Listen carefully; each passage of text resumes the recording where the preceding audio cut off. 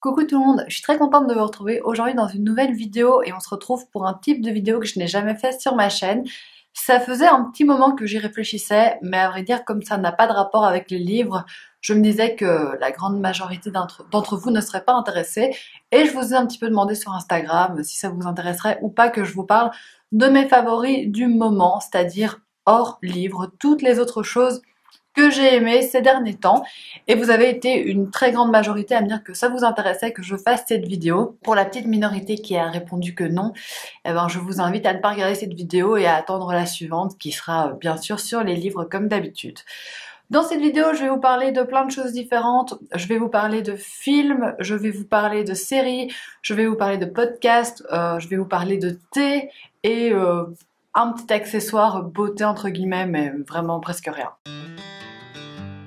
On va commencer avec les films. Tout d'abord, je voulais vous parler de Capharnaüm de Nadine Labaki que j'ai été voir début janvier ou fin décembre, je suis plus très sûre, mais que j'ai été voir assez récemment au cinéma. Et ce film, ça m'a complètement retourné. Ça a été une immense claque pour moi. En gros, on se trouve au Liban. On a un petit garçon qui, au début du film, est convoqué au tribunal parce qu'il décide de porter plainte contre ses parents pour l'avoir mis au monde. Et en fait, on va retracer un petit peu toute son histoire. Il grandit dans un bidonville de Beyrouth et on voit que il est toujours contre la façon dont ses parents et dont la société lui impose de vivre. Ils sont dans des conditions extrêmement précaires. Il se rend bien compte que finalement, il va pas pouvoir décider de quoi que ce soit dans sa vie. Et on va suivre son histoire. Alors, je dois vous dire que j'ai pleuré pendant ce film, mais c'est pas deux trois petites larmes qui coulaient sur mes joues, hein. J'ai vraiment fondu en larmes, j'avais vraiment des sanglots. Ce qui est vraiment bizarre, c'est que j'avais l'impression qu'autour de moi personne ne pleurait. Et d'ailleurs, quand les lumières se sont rallumées à la fin du film, j'étais encore en train d'essuyer mes larmes et d'essayer d'avoir une tête un petit peu présentable. Et autour de moi, tout le monde se levait tranquille, pas de soucis. Mais vraiment, moi, j'ai été profondément émue par ce film. Ça faisait très longtemps que je n'avais pas pleuré autant, en tout cas au cinéma, parce qu'on essaye toujours un petit peu de se contenir quand on est au cinéma. Là, j'ai lâché les vannes, hein, pas moyen de me contenir. Je saurais pas exactement dire pourquoi ce film m'a autant émue. Je pense que c'est ce sentiment d'injustice qui a primé. Il y a aussi tout un sentiment de peur parce que j'avais peur qu'il arrive des choses négatives au personnage auquel je m'étais attachée. Donc je pense que c'est un mélange un petit peu de tout ça. Je trouve le film hyper bien réalisé. C'est un petit peu caméra au point. On a l'impression qu'on est dans du documentaire. C'est des images prises comme sur le vif et ces acteurs sont incroyables. Le petit garçon est vraiment incroyable. Et c'est un film qui m'a beaucoup ému. Deuxième film dont je voulais vous parler, que j'ai également vu au cinéma, c'est Ben is Back. C'est le nouveau film avec Julia Roberts. Ce film-là m'a moins troublée que Capharnaüm, hein, je les compare pas du tout en fait, mais il aborde un sujet extrêmement délicat. On se retrouve dans une petite ville des États-Unis. Julia Roberts est mère de famille et quelques jours avant Noël, son fils arrive à la maison, donc Ben, son fils, et en fait, on apprend très rapidement qu'il était en centre de désintoxication, qu'il est accro à la drogue, et voilà, il revient dans la maison pour les fêtes de Noël, et tout va pas se passer de manière optimale, c'est très difficile, on va vraiment plonger dans la vie des personnes qui vivent avec des gens qui sont addicts, qui ont des addictions. C'est vraiment prenant. Si j'ai décidé de vous mettre ce film dans mes favoris, c'est surtout pour la performance de Julia Roberts qui, je trouve, a extrêmement bien joué, honnêtement. Elle prend ce rôle à bras-le-corps et elle joue tellement bien ce rôle de cette mère désemparée. J'ai trouvé que c'était incroyable sa performance. Et le jeune garçon, j'ai regardé son nom, il s'appelle Lucas Hedges, je connaissais pas du tout. Eh ben, je trouve également qu'il joue très bien. C'est très intéressant de comprendre en fait tous ces réseaux qui se tissent entre toxicomanes. On se fait des relations souvent très néfastes. Et voilà, j'ai adoré suivre l'évolution de ces personnages. C'est clairement pas du tout de nouveau un film gay, mais je trouve qu'il est très bien joué et qu'il ouvre les yeux sur certaines réalités dont on n'a pas toujours forcément conscience. Je voulais également vous parler d'un spectacle. En fait, c'est un spectacle qui s'appelle La Convivialité et qui a été écrit, mis en scène, joué par deux professeurs belges. Donc on a un professeur de religion catholique et un professeur de français et ils ont fait toute une tournée en Belgique.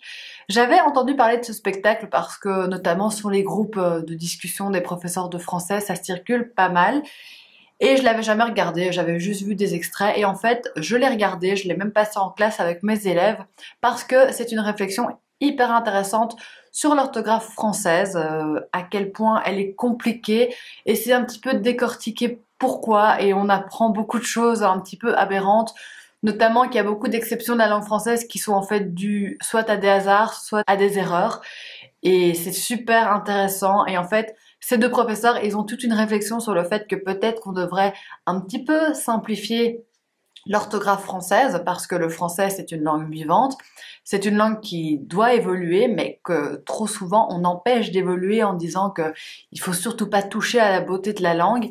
Et vraiment ils ont une réflexion super intéressante et on comprend aussi tous les aspects. Pourquoi est-ce qu'on dit aujourd'hui que les jeunes ne savent plus écrire? Enfin, il y a vraiment beaucoup de réflexions super intéressantes.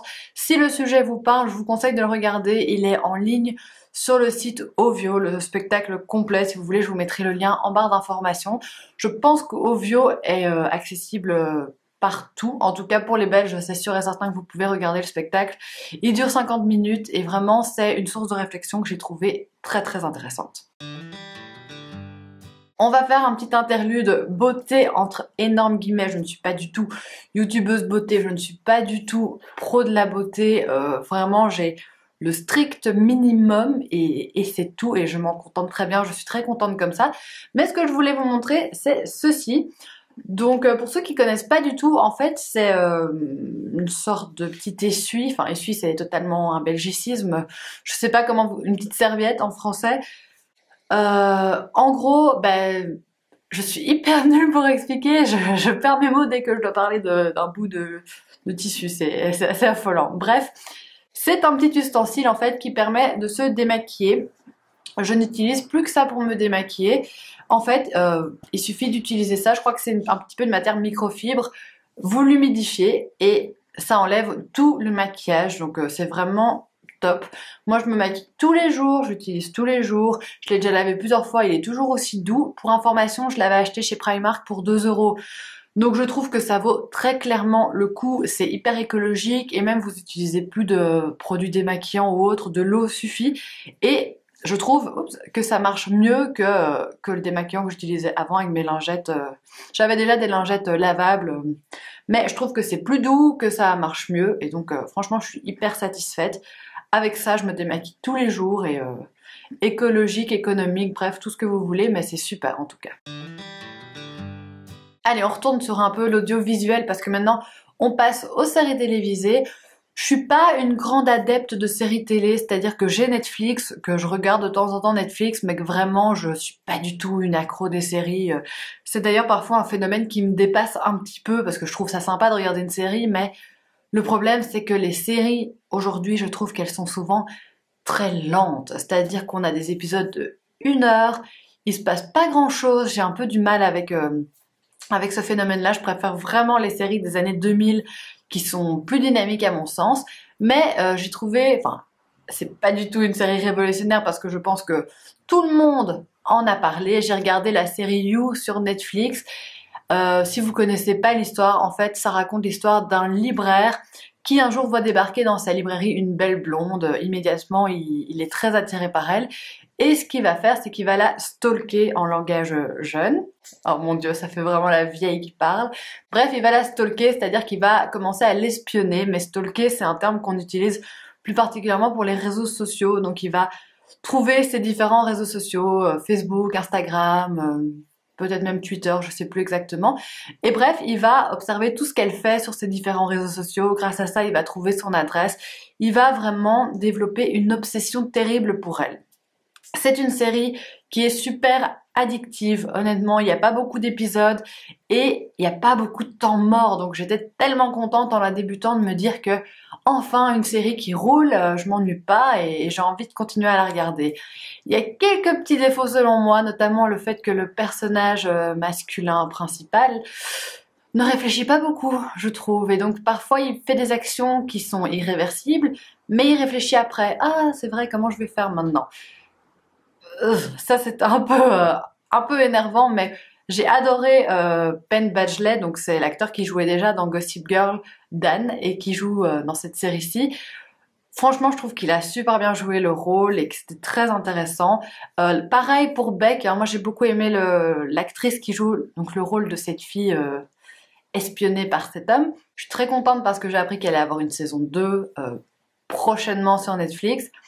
Donc une bonne série à regarder, ça se regarde très très bien, ça se dévore honnêtement.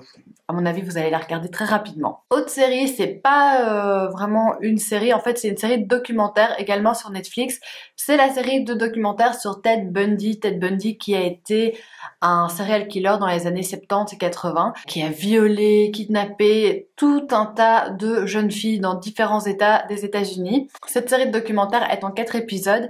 Et elle va vraiment retracer, grâce à des archives, tous les crimes de Ted Bundy, en fait.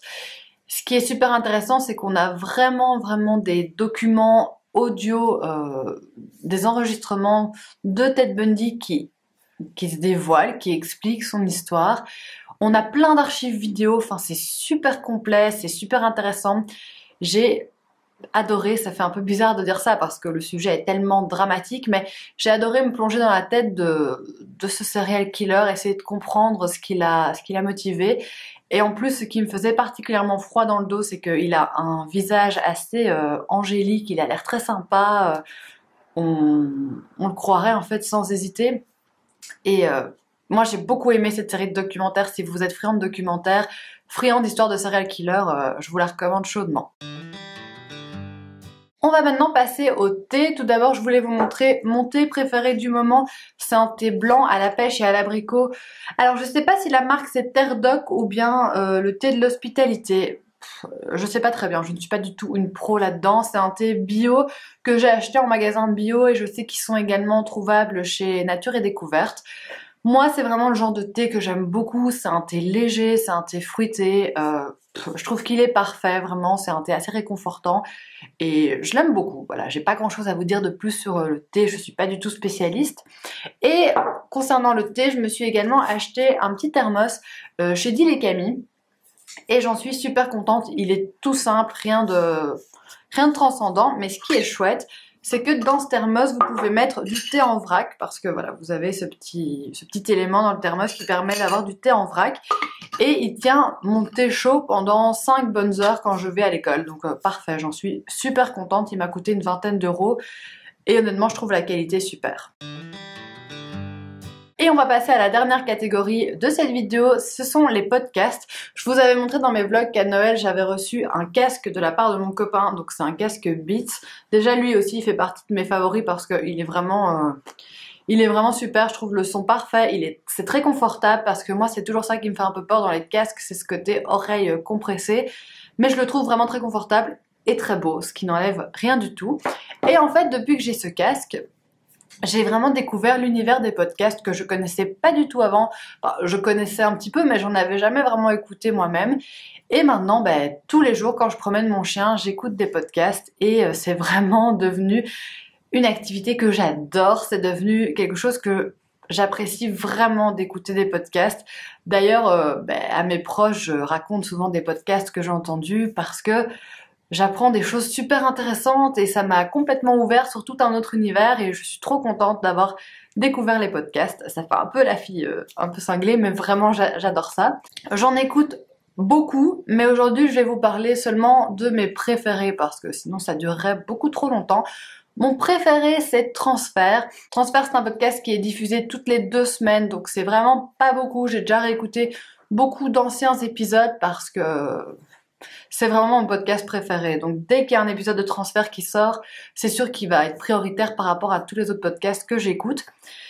Ça aborde plein de thématiques très différentes. En fait, dans chaque épisode, quelqu'un, sur une durée de 45 minutes à 1 heure, va raconter un épisode de sa vie. C'est plein de choses diverses et variées. Par exemple, le premier que j'ai écouté, c'était un homme qui avait une phobie.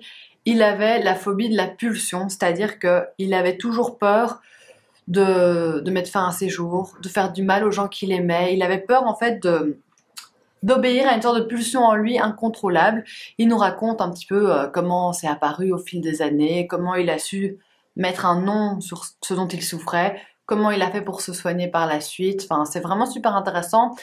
Il y a vraiment plein d'histoires, hein. Une femme qui s'est mariée avec un homme et on se rend compte quelques temps plus tard qu'en fait son mari souffrait d'un trouble qu'on n'avait jamais diagnostiqué chez lui. Enfin, vraiment des histoires diverses et variées. Toutes les histoires, je les trouve super intéressantes. Je suis à chaque fois scotchée par ce que j'écoute. Je suis aussi scotchée par le côté très naturel. Les gens exposent leur histoire comme ça et nous on la reçoit de manière assez brute. Moi j'aime beaucoup, je trouve ça très agréable et c'est vraiment un podcast que j'adore. Autre podcast que j'aime beaucoup, c'est un podcast sur le féminisme qui s'appelle Quoi de meuf. Il est présenté par Clémentine Gallo. Là je pense qu'il y en a un par semaine et chaque fois elle reçoit une invitée et à deux elle traite d'un sujet autour du féminisme. C'est-à-dire que, par exemple, après les déclarations de Yann Moix sur le fait qu'il ne sortait pas avec des femmes de moins de 50 ans et qu'il ne sortait qu'avec des Asiatiques, eh ben, elles ont fait toute une émission autour de la sexualisation des femmes asiatiques que j'ai trouvé passionnant parce que c'est quelque chose que je soupçonnais pas vraiment. En fait, je n'avais pas trop connaissance de cette idée que certains hommes faisait une sorte de fétichisation sur les femmes asiatiques en ayant certains gros clichés à leur sujet. Ça m'a beaucoup intéressée. On peut aussi parler des femmes en politique. C'est très chouette parce que c'est amené de manière dynamique, sympa, c'est des jeunes. Donc on se prend pas à la tête à écouter ça. C'est vraiment une conversation très intéressante et j'aime beaucoup. Et le troisième podcast que je voulais vous présenter, c'est Que sont-ils devenus? Malheureusement, ça c'est un podcast qui est terminé, je pense qu'il a été diffusé en 2017, mais comme je viens à peine de découvrir l'univers des podcasts, eh bien je viens à peine de le découvrir également. Il y a que 4 épisodes et en fait, moi c'est le principe que j'ai adoré parce que ça me concerne directement, ça n'intéressera peut-être pas tout le monde. C'est une ancienne prof de français qui travaillait dans un collège difficile, un collège de cité, qui s'appelle Delphine Saltel, et qui maintenant travaille à la radio. Elle a décidé, une dizaine d'années plus tard, de retrouver différents anciens élèves qu'elle avait dans ses classes. Donc, elle va retrouver le cancre, elle va retrouver sa meilleure élève, elle va retrouver une élève en difficulté et elle va retrouver la terreur du lycée. Et donc, avec chacun, elle va vraiment avoir une discussion. Ça dure pas longtemps, c'est entre 20 minutes et une demi-heure par épisode. Mais elle retrouve ses élèves, ils ont vraiment une discussion sur ce qu'ils sont devenus, la comparaison avec ce qu'ils étaient avant. Et ce qui est génial, c'est qu'en fait, Delphine Saltel a toujours été apparemment fascinée par l'univers de la radio. Et très régulièrement en classe, elle enregistrait ses élèves. Et donc, on a vraiment des archives audio qui viennent s'intégrer au podcast. Ça rend tout ça encore tellement plus vivant et tellement plus concret parce qu'on a vraiment, on entend ces élèves s'exprimer quand ils avaient 12, 13, 14 ans. Et puis maintenant, à 20 ans passés, on les entend se réexprimer sur ça. Parfois, ça suscite des émotions assez vives chez certaines personnes. C'est vraiment un podcast que moi j'ai adoré, qui m'a beaucoup intéressée. Parce que, en tant que prof, c'est vrai que parfois je me demande que deviendront mes élèves dans quelques années. Même, il y a déjà des élèves que j'ai complètement perdu de vue parce que j'ai changé d'école.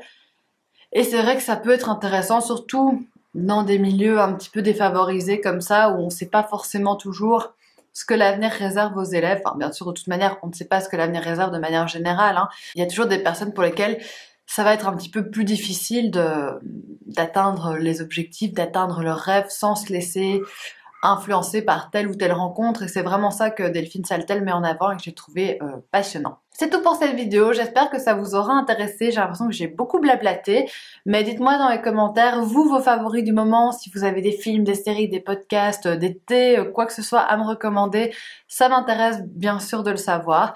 Et n'hésitez pas non plus à me dire si ça vous a plu, parce que si ça ne vous plaît pas, je ne le referai pas de toute façon. Mais je me rends compte que moi j'ai bien aimé le faire, donc si vous m'encouragez, je le referai avec plaisir. Et on se retrouve la semaine prochaine pour parler bouquins. Gros bisous!